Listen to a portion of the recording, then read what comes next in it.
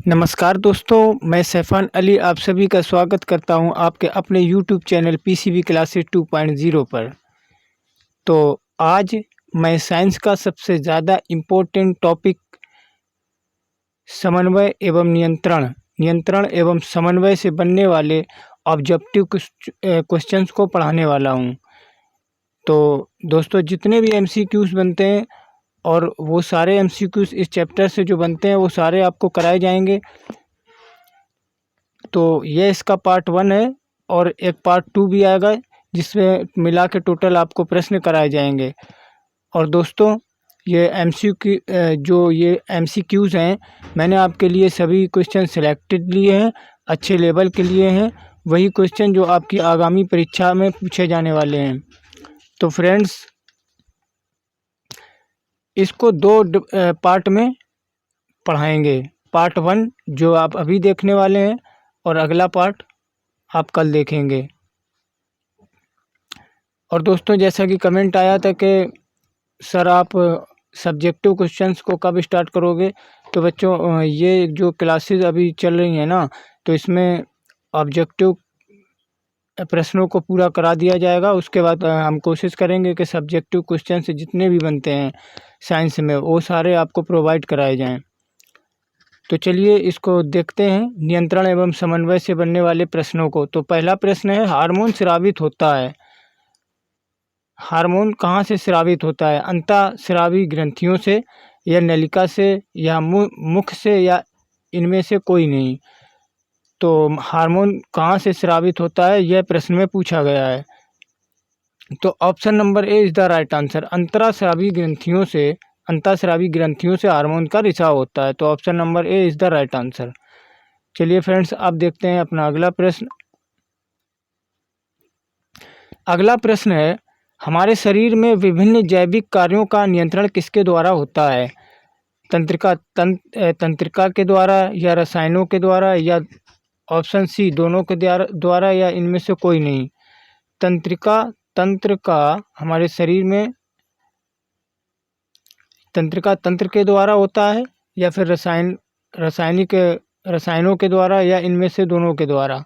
क्या पूछा गया है कि जैविक कार्यों का नियंत्रण कैसे किया जाता है? तो option number C is the right answer. तंत्र के द्वारा और रसायनों के द्वारा, इन दोनों के मेल से ही क्या होता है, विभिन्न प्रकार के जो जैविक कार्य हैं ना शरीर में, उनको पूरा किया जाता है। तो option number C is the right answer. अगला प्रश्न है, पादप हार्मोन कितने प्रकार के होते हैं? पादप अर्थात पौधा। तो पूछा गया है कि पादप हार्मोन कितने प्रकार के होते हैं? ऑप्शन ए 2 प्रकार के, या ऑप्शन बी 3 प्रकार के, ऑप्शन सी 5 प्रकार के, या ऑप्शन डी 6 प्रकार के।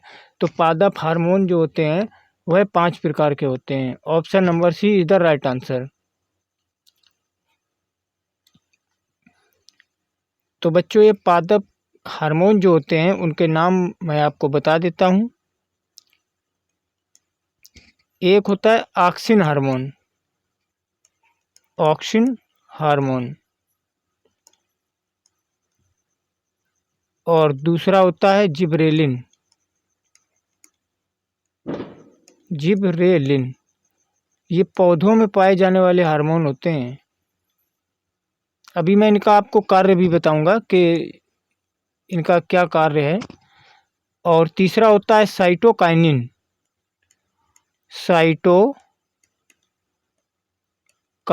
ये बच्चों नोट कर लेना, नोट करके आप इनको याद करोगे तो आसानी से हो जाएंगे। साइटोकाइनिन। और चौथा होता है एथिलीन।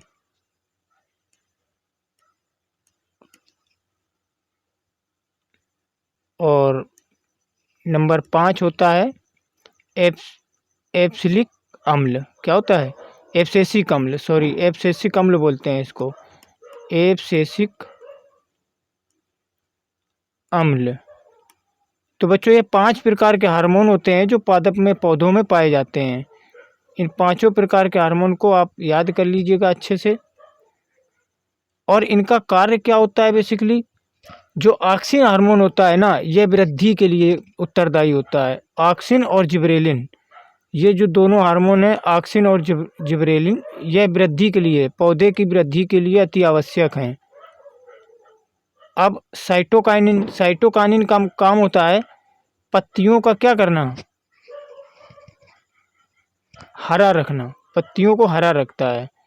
तो यह क्या करता है, पत्तियों को हरा रखता है। एथिलीन फलों को पकाने के काम में आता है, यह फलों को पकाता है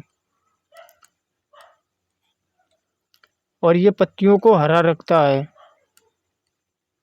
साइटोकाइनिन पत्तियों को हरा रखता है, एथिलीन फलों को पकाता है, और जो एब्सेसिक अम्ल होता है ये पत्ती को मुरझाने के लिए उत्तरदायी होता है। पत्तियों का मुरझाना किसके कारण होता है, एब्सेसिक अम्ल के कारण। तो आशा करता हूँ आपको यह अच्छे से समझ में आ गया होगा। यह पादप हार्मोन से एक प्रश्न तो बनता ही है। तो चलिए अब हम देखते हैं अपना अगला प्रश्न। अगला प्रश्न है, निम्न में से किसका उपयोग फल पकाने में किया जाता है। तो बच्चों अभी पिछले प्रश्न में भी मैंने आपको बताया कि एथिलीन का प्रयोग फलों को पकाने में किया जाता है। Option number B is the right answer. किस हार्मोन के कारण पत्तियां मुरझाती हैं। तो किस हार्मोन के कारण पत्तियां मुरझाती हैं, यह अभी आप पिछले प्रश्न में देख चुके हैं कि किस हार्मोन के कारण पत्तियां मुरझाती हैं। तो ऑप्शन नंबर कौन सा सही हो जाएगा, ऑप्शन नंबर यहाँ पे सही हो जाएगा सी, एब्सेसिक अम्ल के कारण।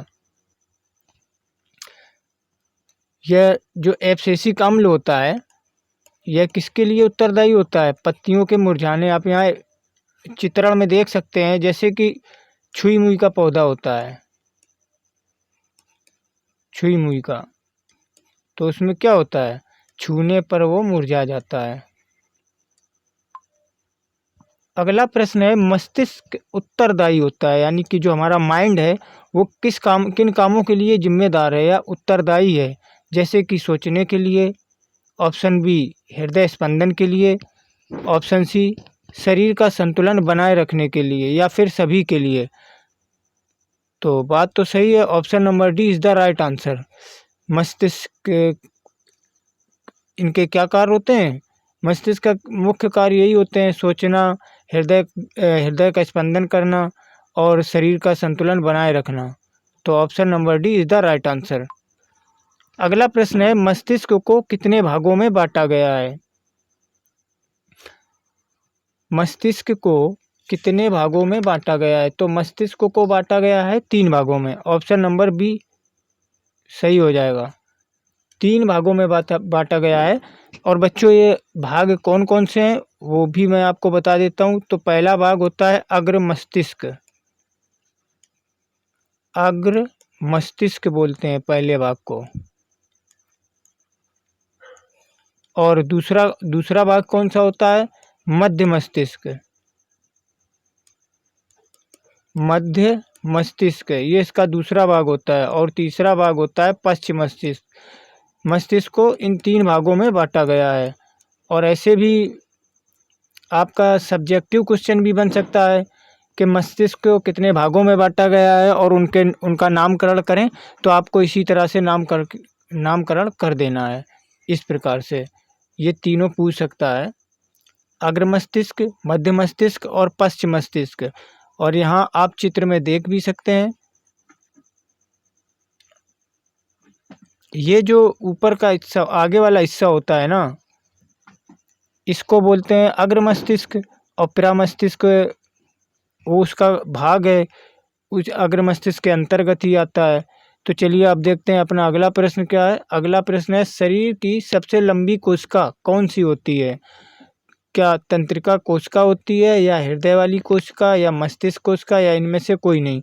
तो शरीर की सबसे लंबी जो कोशिका होती है उसे कहते हैं बच्चों तंत्रिका कोशिका। Option number A is the right answer. अगला प्रश्न है, तंत्रिका कोशिकाएं कितने प्रकार की होती हैं। यह प्रश्न जो है बच्चों वेरी वेरी इंपॉर्टेंट है। इससे ये प्रश्न अक्सर पूछ लिया जाता है कि तंत्रिका कोशिकाओं के मतलब प्रकार कितने होते हैं। तो तंत्रिका कोशिकाओं के कितने प्रकार होते हैं, 3 प्रकार की तंत्रिका कोशिकाएं होती हैं? तो option number C is the right answer. Option number C एकदम बिल्कुल सही हो जाएगा। तंत्रिका कोशिकाएं 3 प्रकार की होती हैं। प्रत्यावर्ती चाप कहाँ पर बनते हैं? मेरुरज्जु में, मस्तिष्क में या पेशी ऊतक में, या इनमें से कोई नहीं। प्रत्यावर्ती चाप कहाँ पर बनते हैं? तो मेरुरज्जु में बनते हैं। Option number A is the right answer. और प्रत्यावर्ती चाप होता कैसा है? तो ये आप चित्र में देख सकते हैं। यहाँ बताया गया है संवेदी तंत्रिका कोशिका कौन सी है, और ये ग्राही इक्वल टू कितना होता है? ऊष्मा अपॉन दर्द, या त्वचा में ग्राही। ये आप अच्छे से देख लें और इसको समझ लें कि मेरुरज्जु कौन सा भाग है, मस्तिष्क के लिए कौन संदेश भेजता है, या प्रतिसारण तंत्रिका कोशिका कौन सी है, प्रेरक तंत्रिका कोशिका कहाँ पर है, और इसका जो कार्य होता है वह कैसे इक्वल भुजा में पेशी होता है, वो सब आप यहाँ से देख सकते हैं। अगला प्रश्न है, शरीर की प्रधान नियंत्रित ग्रंथियाँ कौन सी होती हैं? मतलब प्रधान नियंत्रण ग्रंथियाँ, जो उनका मतलब मूल कार्य यही है कि वह नियंत्रण करें। तो ऐसी ग्रंथियाँ कौन सी होती हैं शरीर में? तो वो या तो जनन ग्रंथियाँ होती हैं, या पीयूष ग्रंथि, या फिर किडनी, या फेफड़ा। तो मनुष्यों में प्रधान नियंत्रक ग्रंथि कौन होती है, वो आपसे पूछा गया है। तो वो होती है पीयूष ग्रंथि। और वो ये पीयूष ग्रंथि होती कहाँ है? तो ये पीयूष ग्रंथि मस्तिष्क में ही होती है। Option number B is the right answer. अगला प्रश्न है, मनुष्यों में आयोडीन की कमी से होने वाला रोग कौन सा है? तो मनुष्यों में आयोडीन की कमी से होने वाला रोग घेंगा है। Option number D is the right answer, जिसे गोइटर भी कह देते हैं। अंग्रेजी नाम इसका क्या है? गोइटर। या तो गोइटर आ जाए, या तो फिर घेंगा रोग, इस तरह से करके आएगा। दो में से एक होगा ऑप्शन में, या फिर दोनों नहीं हो सकते, क्योंकि गोइटर और इसको या तो अंग्रेजी में बोलेंगे गोइटर, या फिर घेंगा हिंदी में। तो इनमें से कोई एक होगा, तो वह दोनों आंसर आपके इस तरह से सही हो जाएंगे। तो option number D is the right answer. Insulin की कमी से होने वाला रोग कौन सा है? मधुमेह, एड्स, या रतौंधी, या फिर घेंगा। तो इंसुलिन की कमी से क्या होता है? मधुमेह रोग हो जाता है। Option number A is the right answer. और बच्चों, यह प्रश्न भी वेरी वेरी इम्पोर्टेंट है। यह परीक्षा में पूछा जाता है, अक्सर परीक्षा में जरूर पूछा जाता है, क्योंकि यह वो प्रश्न है ना सिलेक्टेड, जिनको परीक्षा में आना ही आना है। भाई, जो आपका कंटेंट है ना पूरा, मान लीजिए सिलेबस है कक्षा 10 का, तो आपका जो कक्षा 10 का सिलेबस है ना, वो एक लिमिटेड है, और उसी लिमिटेड में से आपके प्रश्न बनने वाले हैं। तो जो लिमिटेड आपका कंटेंट है, तो लिमिटेड प्रश्न भी बनेंगे। तो ऐसा तो हो नहीं सकता कि इससे बाहर से आ जाएं। तो यही आपको याद करने हैं और अच्छे से समझने हैं। जहां आपको प्रॉब्लम हो तो वह आप कमेंट करके हमें बता सकते हैं। उसका सलूशन हम आपको कमेंट के माध्यम से ज़रूर देंगे। तो इंसुलिन की कमी से होने वाला रोग मधुमेह रोग है। कौन सा रोग है? मधुमेह। अच्छा, अब एक बात और, ये जो मधुमेह रोग होता है, इसको और किस नाम से जानते हैं? तो इसको ही कहते हैं क्या? डायबिटीज। डायबिटीज, या फिर इसी को बोल सकते हैं शुगर। क्या बोल सकते हैं? शुगर। भाई, शुगर होता है ये। और ये होता किसकी कमी से है? ये बीमारी होती है इंसुलिन की कमी के कारण, यानी कि शुगर की कमी हो जाती है। और ये बड़ा डेंजर रोग होता है मधुमेह। और इंसुलिन क्या है? जो ये इंसुलिन की कमी से होता है, तो एक्चुअली ये इंसुलिन है क्या? तो इंसुलिन जो होता है वो एक प्रकार का हार्मोन होता है।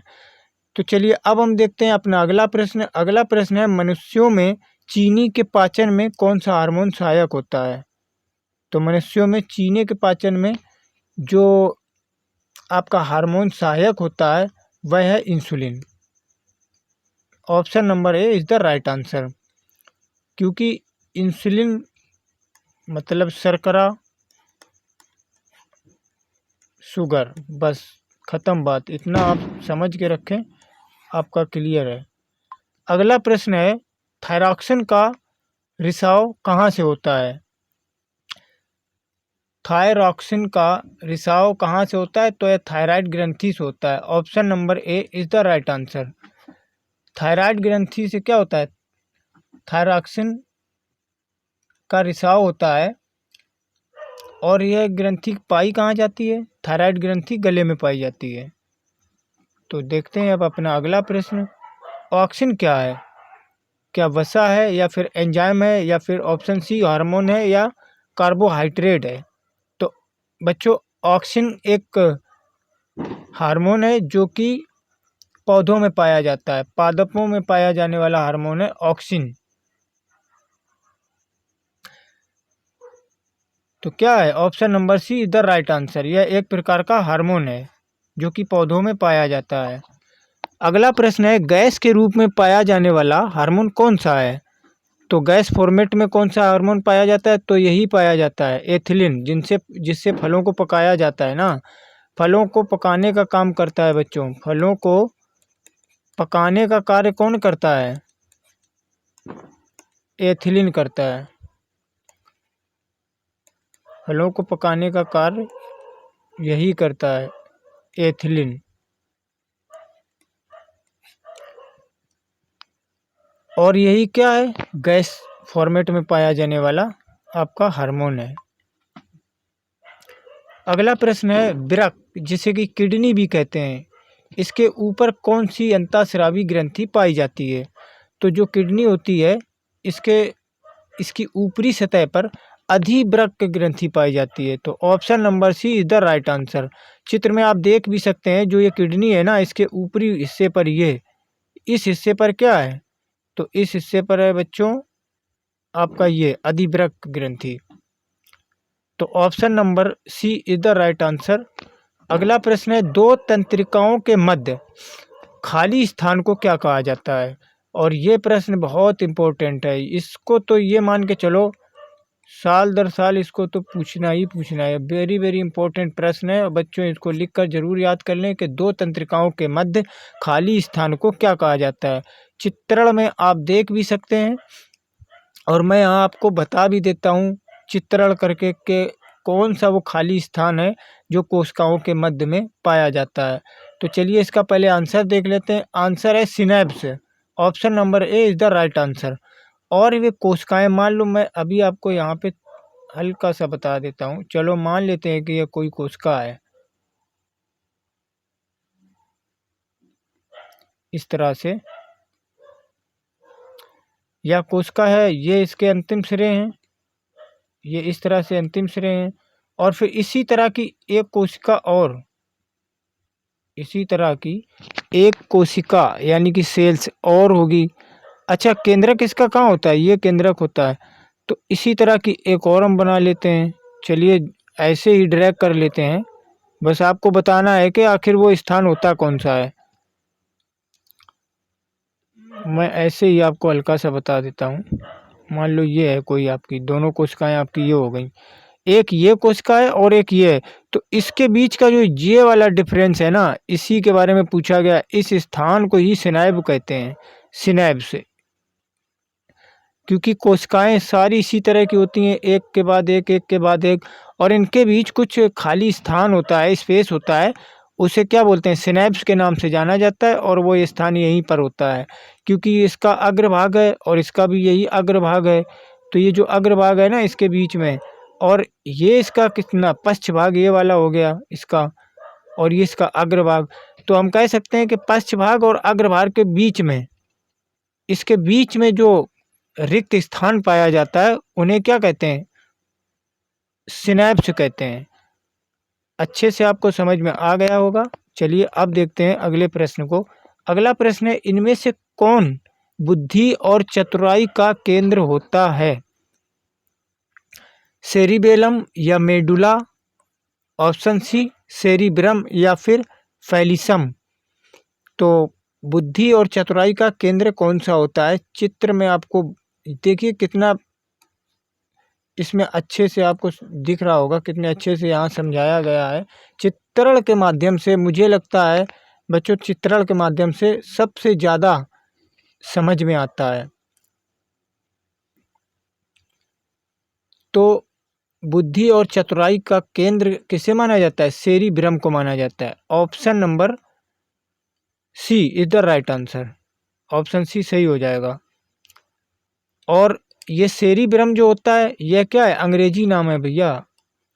आप लोग यहीं तो कन्फ्यूजन में आ जाते हो कि आखिर ये हमें तो सेरिब्रम पढ़ा ही नहीं है, सर ये कहाँ से आ गया, प्रश्न गलत हो गया, कैसे हो गया, हमें तो ये कहीं पर नज़र नहीं आया। तो भाई इसको कहते हैं प्रमस्तिष्क।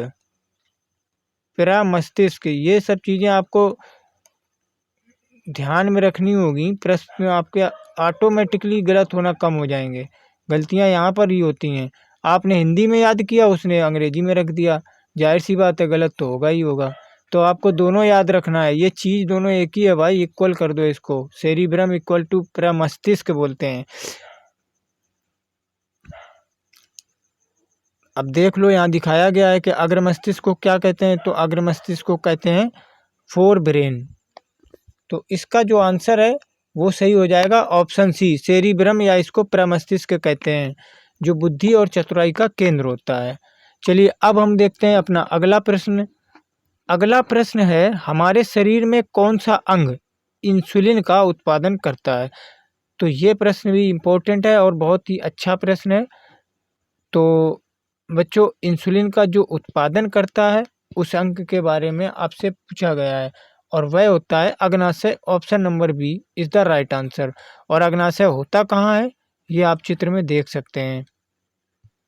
पैंक्रियास मतलब अग्नाशय।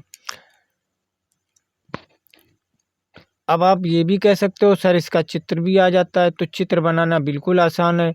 मैं आपको अभी बना के दिखा देता हूँ। आप इस तरह से लेंगे और बस इस तरह से आपको बना देना है, आपका ये चित्रण क्लियर हो जाएगा। इस तरह से ये आपका होता है, क्या होता है?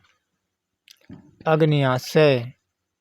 ये किसका चित्र है? अग्न्याशय का। तो option number B is the right answer. जंतुओं में नियंत्रण एवं समन्वय के लिए सहायक होते हैं। कौन सहायक होते हैं? तंत्रिका तंत्र, या पेशियां, या हार्मोन, या सभी? तो जंतुओं में नियंत्रण और समन्वय करने के लिए यह सभी चीज़ों की आवश्यकता होती है कि उनके पास एक बेहतरीन तंत्रिका तंत्र हो, पेशियां हों और हार्मोन उनके पास हों। तो इन सब को मिला के क्या होता है? वह जैविक क्रिया होती है जंतुओं में जिससे उनका नियंत्रण और समन्वय होता है। तो option number D is the right answer. चलिए अब हम देखते हैं अपना अगला प्रश्न। यौवन आरंभ के समय लड़कों में किस हार्मोन के रिसाव के कारण अनेक शारीरिक परिवर्तन दिखाई देते हैं?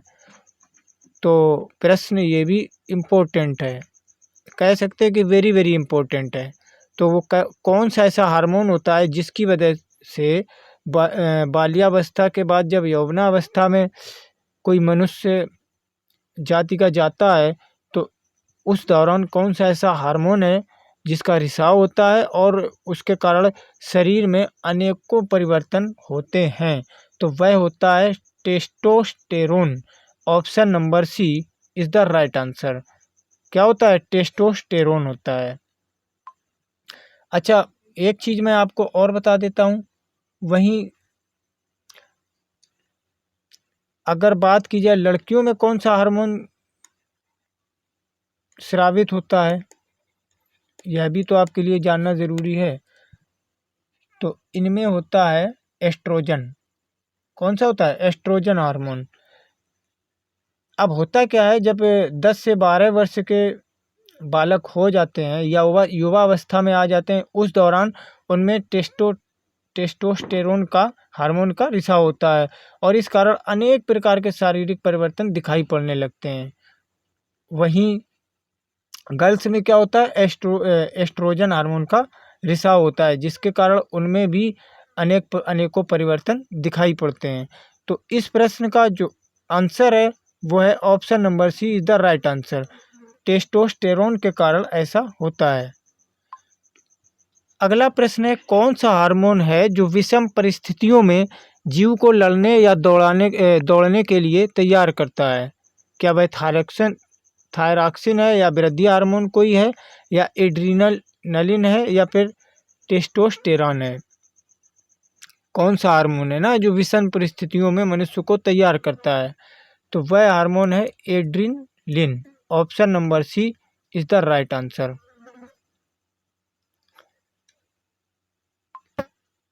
निम्न में से कौन सा पादप हार्मोन है जो कोशिका विभाजन को प्रेरित करता है?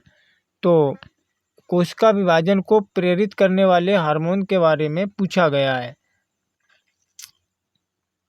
तो बच्चों आप इसका आंसर कमेंट करके बता सकते हैं, और जल्दी से आप कमेंट करके बताएं कि इस प्रश्न का आंसर क्या होगा। और अगर आपको क्लास अच्छी लग रही है तो इस वीडियो को लाइक करें, शेयर करें और सब्सक्राइब ज़रूर करें, और शेयर तो ज़रूर से ज़रूर कर दें, क्योंकि अगर आप शेयर करेंगे तो आपकी तरह से कोई और भी जान पाएगा, तो उससे आपको भी मदद मिलेगी और मेरा भी मोटिवेशन होगा। तो बच्चों मेरे वीडियो को लाइक और शेयर करें और कमेंट करके ज़रूर बताएं, इसका भी आंसर बताएं, और मुझे ये बताएं कि आपको मेरी क्लासेस के द्वारा कितनी मदद मिल रही है। तो ऑप्शन नंबर बी इसका सही हो जाएगा। साइटोकाइनिन जो होता है ना, वह पादप हार्मोन एक ऐसा हार्मोन होता है जो कोशिका के विभाजन को प्रेरित कर देता है। तो option number B is the right answer. Flight और फाइट के नाम से जाना जाने वाला कोई हार्मोन है, वो कौन सा है? तो वह है adrenaline hormone. Option number D is the right answer. Adrenaline hormone होता है। चलिए अब आज का लास्ट प्रश्न देख लेते हैं कि कौन सा है। शाखाओं का प्रकाश की दिशा में मुड़ना क्या कहलाता है? प्रकाश अनुवर्तन कहलाता है। और इस प्रक्रिया में कौन सा पादप हार्मोन है जो इसकी भूमिका निभाता है? एब्सिसिक अम्ल या फिर ऑक्सिन या साइटोकाइनिन या जिबरेलिन? तो वह कौन सा ऐसा मतलब ये आपका कौन सा ऐसा हार्मोन होता है जो इस प्रक्रिया के लिए उत्तरदायी है? सॉरी बच्चों, ये आपसे पूछा गया है कि कौन सा ऐसा वो हार्मोन है जो पौधों की इस प्रक्रिया के लिए उत्तरदायी होता है कि शाखाओं का प्रकाश की ओर मुड़ना, यानी कि प्रकाश अनुवर्तन होना। तो ऑप्शन नंबर बी सही हो जाएगा। क्या? ऑप्शन नंबर बी, ये होता है आपका ऑक्सिन हार्मोन। और ये किसके लिए जिम्मेदार है? वृद्धि के लिए जिम्मेदार होता है। और यही क्या करता है कि पौधों की अग्र शाखाओं में यह हार्मोन पाया जाता है। देखो कहाँ होता है? पौधों की अग्र शाखाओं में। मान लेते हैं यह कोई पौधा है भाई, यह एक पौधा है, तो ये जो इसकी अग्र शाखाएं हैं, यहाँ पे ये पाया जाता है ऑक्सिन हार्मोन, जो पादप की वृद्धि के लिए अति आवश्यक है। और यह काम और क्या करता है? ये प्रकाश अनुवर्तन के लिए भी जिम्मेदार होता है। मान लीजिए यह सूर्य की किरणें यहाँ से आ रही हैं, ये आपका सूर्य हो गया साहब, और ये किरण यहाँ पड़ रही है ना, तो जो इसकी मान लीजिए इसकी कोई जो डाल है ना, तो इसकी तरफ यह माइल हो जाएगी, यानी कि इधर की ओर झुक जाएगी, जैसा कि चित्रण में आप देख सकते हैं। तो फ्रेंड्स इस वीडियो को यहीं पे समाप्त करते हैं। मिलते हैं एक नई वीडियो में एक नए लुक और एक नए कंटेंट के साथ में। और अगर ये वीडियो आपको पसंद आया है तो आप इस वीडियो को शेयर ज़रूर से ज़रूर करें, और इस वीडियो को लाइक और इस चैनल को लाइक और सब्सक्राइब करें। इसका पार्ट 2 आपको जल्दी प्रोवाइड करा दिया जाएगा। और भी हमारे चैनल पे और भी वीडियोस पड़े हुए हैं जो आप ऑब्जेक्टिव क्वेश्चंस के अच्छे खासे भंडार हैं, जहां से आप अपने MCQs को भी अच्छे से तैयार कर सकते हैं, जो आपकी आगामी परीक्षाओं के लिए बहुत उपयोगी होंगे। तो फ्रेंड्स इस वीडियो को यहीं समाप्त करते हैं। तब तक के लिए नमस्कार।